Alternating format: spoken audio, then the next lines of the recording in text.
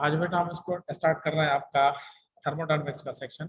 उसमें कुछ जो है इंट्रोडक्शन के हवाले से कुछ डेफिनेशंस जो है ना वो डिस्कस करते हैं। पहले क्या है थर्मोडायनेमिक्स, जो है combination of two words thermo and dynamics. Thermo means जो टेम्परेचर, डायनामिक्स मींस मोशन। इसकी अगर डेफिनेशन देखी जाए, the motion produced in a system या in the system due to temperature is known as thermodynamics. इसमें कुछ जो है ना वो डेफिनेशन हम जो है ना देखते हैं। पहले हीट की डेफिनेशन क्या है, द सेंसेशन ऑफ वार्मथ और degree of hotness of a body is called heat. Conduction क्या होता है, the transmission of energy in solids. Solids में जो एनर्जी ट्रांसफॉर्मेशन हो उसको कंडक्शन बोलते हैं। कन्वेक्शन लिक्विड्स में जो ट्रांसमिशन हो एनर्जी की उसको लिक्विड्स और गैसेस में उसको कन्वेक्शन बोलते हैं। रेडिएशन क्या होता है, नो मीडियम रिक्वायर्ड, मतलब इनके लिए कोई मीडियम की जरूरत नहीं होती। The transmission of energy by electromagnetic waves, जो ट्रांसमिशन होती है इलेक्ट्रोमैग्नेटिक वेव्स के थ्रू होती है एनर्जी की। थर्मल फिजिक्स अगर देखी जाए तो it is combined study of thermodynamics, statistical mechanics and kinetic theory. Thermodynamics अभी हमने जो डिस्कस किया है। स्टैटिस्टिकल मैकेनिक्स क्या होता है, उसकी डेफिनेशन क्या है, the statistical treatment and distribution of energy in large number of atoms और molecules is called statistical mechanics. Statistical जो मैकेनिक्स है उसको हम कहते हैं ये चीज। उसके बाद kinetic theory. Kinetic theory the study of matter in terms of motion, मतलब जब जो ना वो कोई भी ऑब्जेक्ट या कोई भी चीज जो है ना वो कोई भी मैटर जो है वो मोशन में हो उसको काइनेटिक थ्योरी बोलते हैं। थर्मल इक्विलिब्रियम की अगर डेफिनेशन देखी जाए तो when two objects are placed in contact the heat energy is transferred from one to other until they reach at same temperature। Thermal equilibrium से माना यह है कि इक्विलिब्रियम में आ जाए, मतलब सेम पोजीशन पे आ जाए, सेम टेम्परेचर पे आ जाए। थर्मल की माना है टेम्परेचर, इक्विलिब्रियम मतलब सेम हो जाए, तब जो दो ऑब्जेक्ट जो है एक दूसरे के साथ मिलकर और टेम्परेचर बैलेंस या सेम कर लें इसको हम थर्मल इक्विलिब्रियम बोलते हैं। या फिर जीरोथ लॉ ऑफ थर्मोडायनामिक्स में भी यही जो है फेनोमेना होता है हमारा। If two thermodynamic systems are each in thermal equilibrium with the third system, then they all are in thermal equilibrium with each other। मतलब अब इसमें जो ना तीन सिस्टम लेते हैं जिसमें जो ना वो दो जो है ना वो दो या तीन जितना भी डिफरेंट टेम्परेचर हो तीनों का, तो जब जो ना वो तीनों एक ही टेम्परेचर पे आ जाएं तो उसको हम क्या कहते हैं, जीरो ऑफ थर्मोडायनामिक्स बोलते हैं। हीट कैपेसिटी की डेफिनेशन देखी जाए तो वो क्या है, the amount of in heat energy required to change its temperature by 1 degree centigrade is called heat capacity. इसको सी स्मॉल के साथ शो करते हैं, क्यू अपॉन डेल्टा टी इसकी जो है ना वो इक्वेशन है। अगर स्पेसिफिक हीट कैपेसिटी की बात करें, the amount of heat needed to raise the temperature of 1 kilogram of mass by 1 kelvin. इसमें जो ना सी जो ना वो हीट कैपेसिटी क्या है, Q upon M delta T. M is the mass, Q is heat energy, delta T is temperature, C is specific heat capacity. इसकी अगर जो ना इक्वेशन को रीअरेंज करें, क्यू निकालना चाहें तो क्या हो जाएगा, सी एम डेल्टा टी हो जाएगा। अगर मोलर स्पेसिफिक हीट कैपेसिटी की बात करें तो amount of heat needed to raise the temperature of 1 mole of a gas by 1 kelvin. उधर हम 1 किलोग्राम लिया है, इधर हमने 1 मोल लिया है। इसकी इक्वेशन क्या होगी, मास की जगह क्या लिखेंगे हम, number of moles N small के साथ इसको शो करते हैं नंबर ऑफ मोल्स को। अगर इसको भी रीअरेंज करना चाहें, क्यू निकालना चाहें तो ये क्या हो जाएगा, सी एन डेल्टा टी हो जाएगा।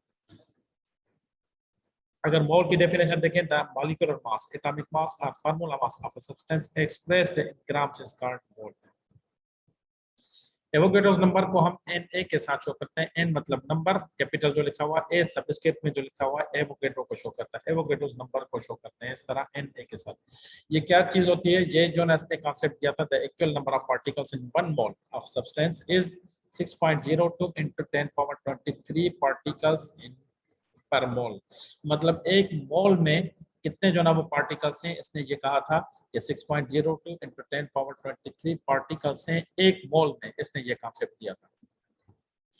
फॉर एग्जांपल हम ये कह रहे हैं कि 14 ग्राम ऑफ नाइट्रोजन, नाइट्रोजन का जो ना एटॉमिक मास जो क्या होता है 14, उसमें जो ना अगर मोल्स, नंबर ऑफ मोल्स देखें तो वो कितने होते हैं, 1 मोल होता है। अगर इसको डबल करेंगे 14 से 28 तक आ गए हम, ग्राम ऑफ नाइट्रोजन कितने मोल हो जाएंगे, 2 मोल हो जाएंगे। अगर 3 टाइम्स करेंगे तो 3 मोल्स हो जाएंगे। इस तरह जो ना वो जो एटॉमिक मास है इसका नाइट्रोजन का, उसके हिसाब से हमने क्या कहा कि 1 मोल। अगर इसकी क्वांटिटी जितनी बढ़ाते जाएंगे उतने उसके जो ना वो नंबर ऑफ मोल्स भी बढ़ते जाएंगे। तो एक मोल के हवाले से इसने कहा था एक मोल में पार्टिकल्स कितने होते हैं, 6.02 into 10⁻23। अब अगर इसकी कुछ और मिसाल लें, मोल्स के, तो 1 मोल, या फिर हम इस तरह भी लिख सकते हैं कि 1 मोल ऑफ नाइट्रोजन में 14 ग्राम्स होते हैं, या फिर हम ये भी कह सकते हैं कुछ और जो ना एलिमेंट ले लें, the 1 mole of carbon is equals to 12 gram, या फिर 1 मोल ऑफ वाटर H2O जिसको कहते हैं हम, इसमें क्या हो जाएंगे 18 ग्राम्स हो जाएंगे। अब 18 ग्राम्स क्यों, इसमें देखें दो एलिमेंट्स हैं, हाइड्रोजन और ऑक्सीजन। अब इन दोनों को जो ना 18 किस तरह जो ना करेंगे, हाइड्रोजन का एटॉमिक मास क्या होता है 1, ऑक्सीजन का कितना होता है 16, 1, और ये सबस्क्रिप्ट में H के साथ जो 2 पड़ा हुआ है, 1 को 2 के साथ मल्टीप्लाई करेंगे, फिर दो एलिमेंट्स के दरमियान प्लस देंगे हम, 2 इंटू 1 2 हो जाएगा, प्लस 16 ये 18 हो जाएगा। तो एटॉमिक मास जो है ना वो किस तरह किसी मॉलिक्यूल का इस तरह लिख सकते हैं हम। ये तो एक जो है ना वो एक हमने मॉलिक्यूल ले लिया वाटर का, वाटर के हवाले से हमने जो है इसका मास जो है ना वो मालूम कर लिया। अब अगर कोई भी मॉलिक्यूल हो तो उसका जो है ना वो हम एटॉमिक मास जो है ना वो निकाल सकते हैं। अगर इसका फार्मूला देखें नंबर ऑफ मोल्स को मालूम करने के लिए, उसमें क्या होता है given mass of substance divided by atomic मास या मॉलिक्यूलर मास। अब इसका मिसाल एक ले लेते हैं, suppose calculate the number of moles in 100 gram of nitrogen. इसकी अगर जो है ना वो डेटा पहले बनाए हम, गिवन मास कितना है 100, एटॉमिक मास ऑफ नाइट्रोजन 14 ग्राम है, नंबर ऑफ मोल्स मालूम करते हैं। नंबर ऑफ मोल्स मालूम करने के लिए क्या फार्मूला हमारे पास, given mass of substance atomic mass और मॉलिक्यूलर मास। गिवन मास कितना है जो प्रॉब्लम में दिया गया है वो 100, एटॉमिक मास कितना है इसका वो 14 है जो कांस्टेंट है इसका, और नंबर ऑफ मोल्स मालूम करने, दोनों को डिवाइड करेंगे, 14 को 100 से डिवाइड करेंगे 7.14 moles in 100 gram of nitrogen.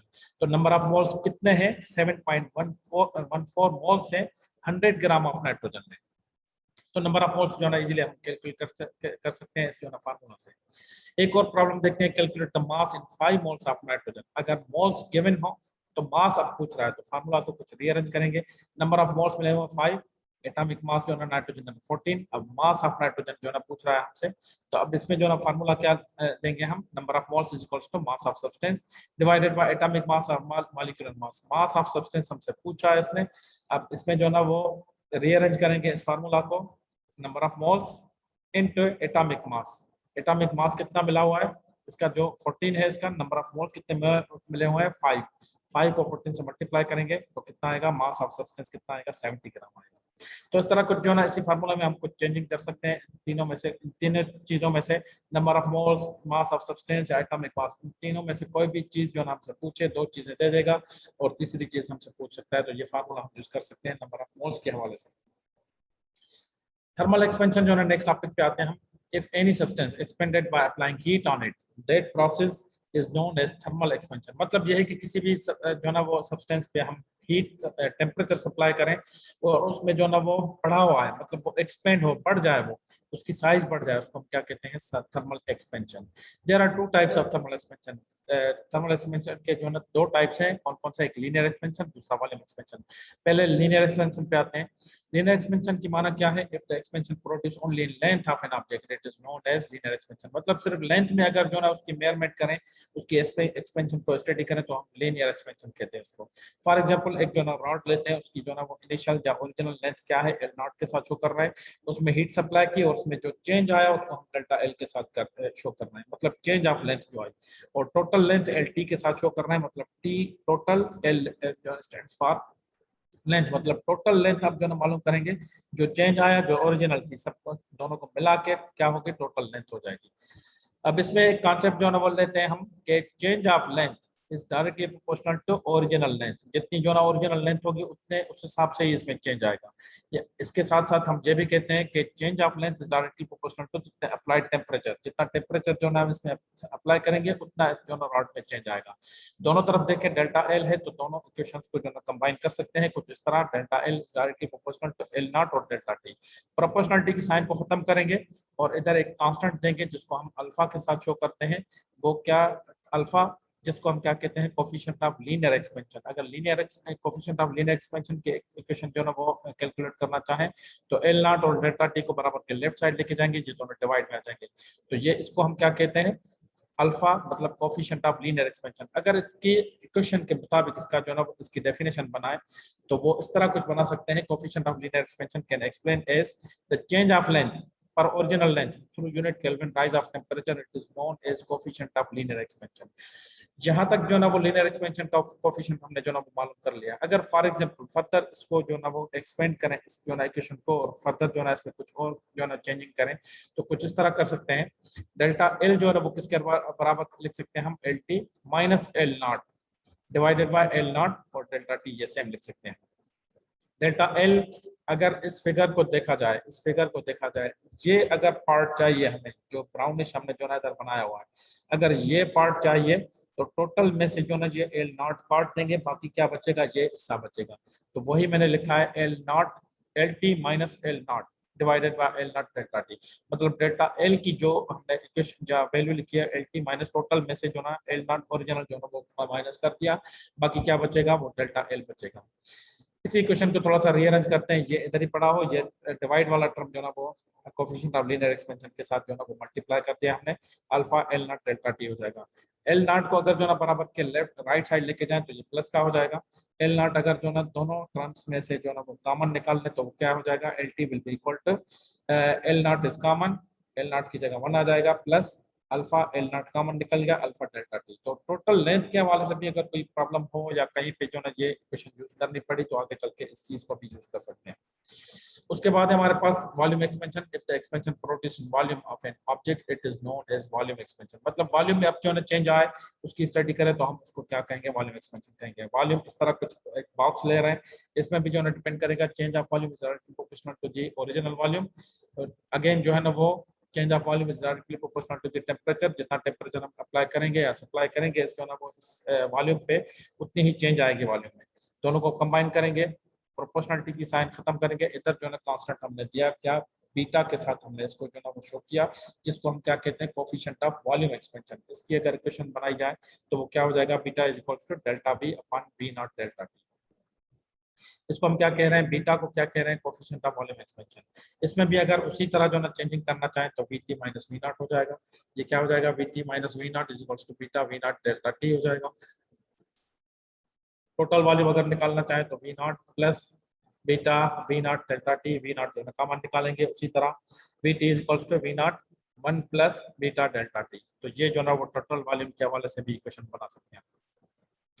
एक और जो ना कंडीशन आती है हमारे पास, show that beta is equals to 3 alpha, या coefficient of volume expansion is equal to 3 times of coefficient of linear expansion. इसको वर्ड्स में भी इस तरह लिख सकते हैं, beta is equals to 3 alpha. इसका हम प्रूफ जो ना लेते हैं, एक जो ना वॉल्यूम ले लिया, एक बॉक्स ले लिया, इसकी एल जो ना वो लेंथ एल के साथ शो कर रहे हैं, जिसको एल के साथ शो कर रहे हैं, बराबर एल के साथ कर रहे हैं। ब्रेड को भी इसको हम शो कर रहे हैं बी के साथ, इसको भी एल के बराबर कर रहे हैं। हाइट को भी एच के साथ शो कर रहे हैं और इसको भी हमने जो ना एल के बराबर किया है। अब डेल्टा वी किसके बराबर है, V T plus we naught. V T किसके बराबर हो सकता है, इसी इक्वेशन को रीअरेंज हमने किया है, वी टी इस वी नॉट को बराबर के लेफ्ट साइड लेके जाएंगे, delta we plus delta we naught हो जाएगा। और डेल्टा एल किस तरह लिख सकते हैं, L T minus L not, जो अभी हमने जो यूज किया भी है। एल टी क्या हो जाएगा, टोटल लेंथ, एल नॉट को इस तरफ लेके जाएंगे, delta L plus L not हो जाएगा। एल टी की एक और क्वेश्चन हमने जो ड्राइव की, एल नॉट ब्रैकेट में अल्फा डेल्टा टी प्लस 1, या फिर हमने लिखी थी 1 प्लस अल्फा डेल्टा टी, दोनों को रीअरेंज करके इस तरह भी कुछ लिख सकते हैं, अल्फा डेल्टा टी प्लस 1 या फिर 1 प्लस अल्फा डेल्टा टी, कोई इशू नहीं है इसमें, जो है कोई फर्क नहीं पड़ेगा। तो इस तरह भी टोटल लेंथ की जो है क्वेश्चन ये लिख सकते हैं। ये क्वेश्चंस मैंने जो ना इसलिए लिखे हैं क्योंकि जो ना आगे चल के क्वेश्चंस का की जरूरत हमें इधर जो ना पड़ेगी हमारे डेरिवेशन में। वॉल्यूम क्या होता है, लेंथ, ब्रेड्थ और हाइट, इन तीनों को जो ना वो एल के बराबर किया है, ये क्या हो जाएगा, एल क्यूब हो जाएगा, L into L into L, L cube हो जाएगा। मतलब मीटर क्यूब जो ना वो वॉल्यूम का यूनिट होता है, इस वजह से जो है एल क्यूब लिख सकते हैं इस तरह। अगर टोटल वॉल्यूम ले रहे हैं तो लेंथ भी टोटल लेंगे, दोनों को टोटल के हवाले से लिख दिया हमने। वी टी किसके बराबर है, वी टी किसके बराबर है, delta V V naught delta V V naught is equals to total length किसके बराबर है, L naught alpha delta T plus 1 के बराबर है, वो भी हमने लिख दिया था। क्यूब है सबके ऊपर, तो इसके उनके ऊपर जिन जिन के ऊपर जो ना वो क्यूब है उनको जो ना क्यूब दे देते हैं, एल नॉट क्यूब हो जाएगा। और इस ब्रैकेट के ऊपर भी क्यूब है। अब ये ब्रैकेट के ऊपर अगर क्यूब है तो सपोज ये ए है प्लस ये बी है, ये तो ये क्यूब के फार्मूला से खुला था। क्यूब का फार्मूला क्या होता है, a cube plus 3a square b plus 3ab square plus b cube. B इसमें क्या है, 1 है, तो इसके 1 के ऊपर जितना भी पावर देते हैं 1 ही आएगा। बहरहाल खैर इस जो ना वो फार्मूला को हम क्यूब के हवाले से, क्यूब के फार्मूला से इसको हम खोलते हैं, क्या हो जाएगा, delta we plus we naught same is equals to L naught cube है तो उसको वी नॉट लिख सकते हैं, और ब्रैकेट में ए क्यूब मतलब ये दोनों का क्यूब हो जाएगा, ये दो टर्म्स है ए के बराबर, ए क्यूब प्लस 3 ए का स्क्वायर इंटू बी मतलब यह है कि 1 मल्टीप्लाई होगा तो सेम ही आ जाएगा, प्लस 3 ए और बी स्क्वायर मतलब जो है ना वो 1 का स्क्वायर सेम ही आएगा, प्लस बी क्यूब, बी क्या है इसमें 1 है, ये बी का क्यूब जो ना 1 का क्यूब करेंगे तो 1 ही आएगा। इसमें एक कंडीशन जो ना लेते हैं, क्यूब वाला टर्म इसका अल्फा का और स्क्वायर वाला टर्म अल्फा का, ये दोनों जो ना वो 0 कंसीडर करते हैं। इनका रीजन ये है कि अल्फा की वैल्यू ऑलरेडी अगर जो ना आप बुक में देखेंगे तो अल्फा सिर्फ अल्फा की वैल्यू जो ना इनवर्स 6 में मिली हुई है, इनकी बहुत छोटी वैल्यू है, अगर उनका स्क्वायर करेंगे या क्यूब करेंगे तो और छोटी वैल्यू हो जाएगी, तो इस वजह से हमने इसको जो ना निगलेक्ट करके इस पूरे टर्म को जो ना वो 0 कर दिया। बाकी इक्वेशन क्या बचे हमारे पास, delta we plus we naught is equals to we naught 3 alpha delta T plus 1 बचेगा। अगर इसमें वी नॉट को अंदर जो ना इस ब्रैकेट के अंदर मल्टीप्लाई कर देंगे तो क्या हो जाएगा, 3 alpha delta T V naught plus we naught 1 के साथ मल्टीप्लाई होगा तो वी नॉट हो जाएगा, वी नॉट के साथ कैंसिल हो सकता है, बाकी क्या बचेगा, delta V is equals to 3 alpha delta T और वी नॉट। इसको मजीद जो है ना वो रीअरेंज करते हैं, डेल्टा टी और वी नॉट को बराबर लेफ्ट साइड लेके गए, delta V upon V naught delta T हो जाएगा। Delta V upon V naught delta T किसके बराबर है, वो बीटा के बराबर है, तो beta will be equal to 3 alpha के बराबर हो जाएगा। तो ये इस तरह हमने इसको जो है प्रूफ कर लिया, जो अभी हमने जो है वो टॉपिक शुरू किया था कि show that beta is equal to 3 alpha. तो इस तरह हम कह सकते हैं कि the coefficient of volume expansion is equal to 3 times of coefficient of linear expansion. आगे चलते हैं हम, अगर टेम्परेचर की जो ना वो डेफिनेशन देखी जाए तो वो क्या है, द मेजर ऑफ कोल्डनेस और hotness of an object. There are 3 scales of temperature. Temperature की जो है ना वो स्केल्स कितनी है, वो 3 स्केल्स हैं। एक डिग्री सेंटीग्रेड है जो 0 से स्टार्ट होती है, नॉर्मली जो हमारा थर्मामीटर होता है उसमें 0 से लेकर 100 तक उसकी जो ना मेजरमेंट होती है, और उसकी अगर मिनिमम पॉइंट देखी जाए तो -273 है इसकी मिनिमम पॉइंट। डिग्री फ़ारेनहाइट है जो 32 से स्टार्ट होती है और 212 तक जो है ना वो हमारी इसकी रेंज जाती है। इसमें नंबर ऑफ इंटरवल्स, जो नंबर ऑफ इंटरवल्स मतलब ये है कि 32 से लेकर 212 तक कितने जो है नंबर ऑफ इंटरवल्स होंगे, 180 होंगे। 0 से लेकर 100 तक जो है कैलकुलेट करें नंबर ऑफ इंटरवल्स कितने हैं इसके, 100 जो है ना इंटरवल्स हैं इसके। अगर इसकी मिनिमम जो है ना वो वैल्यू देखी जाए तो -460 जो है ना वो इसकी वैल्यू है। तीसरी स्केल इसकी कौन सी है, केल्विन है, जिसको हम एब्सोल्यूट स्केल भी बोलते हैं। इसकी जो ना वो जो उमूमन जो ना इसका जो ना रेंज होती है 273 से लेकर 373 तक जो ना इसकी रेंज होती है, जिसमें हम नंबर ऑफ इंटरवल्स कितने कह सकते हैं, 100। और इसकी मिनिमम वैल्यू क्या होती है, 0 केल्विन तक इसकी मिनिमम वैल्यू होती है, जिसको हम क्या कहते हैं, एब्सोल्यूट जीरो भी कहते हैं, या फिर इस स्केल को हम जो ना एब्सोल्यूट स्केल भी बोलते हैं। अब डिग्री सेंटीग्रेड से फ़ारेनहाइट में, फ़ारेनहाइट से डिग्री सेंटीग्रेड पे, डिग्री सेंटीग्रेड से केल्विन में किस तरह जो ना कन्वर्ट करेंगे, इनके कुछ फार्मूलाज हैं। ये 3 फार्मूलाज हैं। डिग्री फ़ारेनहाइट की अगर वैल्यू मिली हो तो डिग्री सेंटीग्रेड में इस तरह चेंज कर सकते हैं, अगर डिग्री सेंटीग्रेड की वैल्यू मिली हो तो फ़ारेनहाइट में इस तरह चेंज कर सकते हैं, अगर डिग्री सेंटीग्रेड की वैल्यू मिली हुई है तो हम इसको केल्विन में इस तरह चेंज कर सकते हैं। ये कुछ फार्मूलाज हैं जो आगे चल के हो सकता है कोई प्रॉब्लम हो आपके पास तो ये फार्मूला यूज कर सकते हैं आप। तो जनरली हम जब भी किसी सिस्टम की बात करते हैं तो कुछ जो है ना क्वांटिटीज जो मेन फोकस करते हैं, जिन क्वांटिटीज का, इसमें प्रेशर है, वॉल्यूम है, टेम्परेचर और एन मतलब number of molecules. Number of molecules N capital जो है वो किसके बराबर है, number of moles into Avogadro's number. तो ये 4 चीजों को हम जो है ना वो फोकस करते हैं, प्रेशर हो, वॉल्यूम हो, टेम्परेचर या नंबर ऑफ मॉलिक्यूल्स। इन 4 चीजों को जो है मोस्ट प्रोबेबली हम जो है ज्यादा फोकस करते हैं। इसमें अब जो है ना वो पहला जो है ना वो लॉ हम पढ़ते हैं, बॉयल्स लॉ। बॉयल्स लॉ क्या कहता है, volume of a gas is inversely proportional to pressure of that gas. मतलब वॉल्यूम जो है ना अगर बढ़ाएंगे तो प्रेशर कम होगा, अगर वॉल्यूम कम करेंगे तो प्रेशर ज्यादा होगा।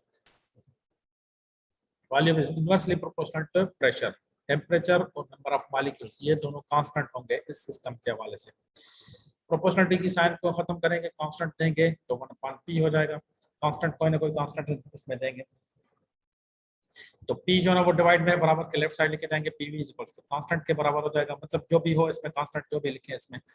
इसमें हम क्या कह रहे हैं, अगर इसका ग्राफ देखा जाए तो वॉल्यूम अगर डिक्रीज हो रहा है तो प्रेशर देखें जो ना 1 से 3 की तरफ आ रहा है, और वॉल्यूम 3 से 1 की तरफ आ रहा है। अगर इसको इस पॉइंट से देखें हम, प्रेशर को जो है वो डिक्रीज करते जाएं तो ये वॉल्यूम बढ़ता जा रहा है, मतलब दोनों जो है एक दूसरे के साथ क्या है वो इनवर्सली प्रोपोर्शनल है। अगर इनिशियल और फाइनल कंडीशंस हो किसी सिस्टम में तो हम क्या कह सकते हैं, P1 V1 is equals to P2 और P2 हो जाएगा, जो हमने इधर जो लिख दिया। If we have initial and final conditions then we will use this formula. इसमें हम अगर मिसाल लें, if a gas cylinder having movable piston, अगर कोई सिस्टम है जिसमें जो ना उसका पिस्टन क्या है, उसका मतलब ये है कि ये कह सकते हैं कि उसका पिस्टन क्या कहते हैं, उसका ढक्कन ही कहते हैं आप उसको, अगर वो मूवेबल है, suppose piston moves upward means volume increases and pressure decreases, and vice versa से मुराद ये है कि अगर वॉल्यूम बढ़ेगा तो प्रेशर डिक्रीज होगा, अगर वॉल्यूम कम होगा तो प्रेशर क्या होगा, वो इंक्रीज होगा। तो ये बॉयल्स लॉ ने बताया। अब उसके बाद एक और लॉ को जो है वो डिस्कस करते हैं जिसका नाम है चार्ल्स लॉ। चार्ल्स लॉ ने क्या कहा, volume of a gas is directly proportional to the temperature, जितना टेम्परेचर जो ना किसी सिस्टम में बढ़ाएंगे उतना उसका जो ना वो वॉल्यूम बढ़ता जाएगा।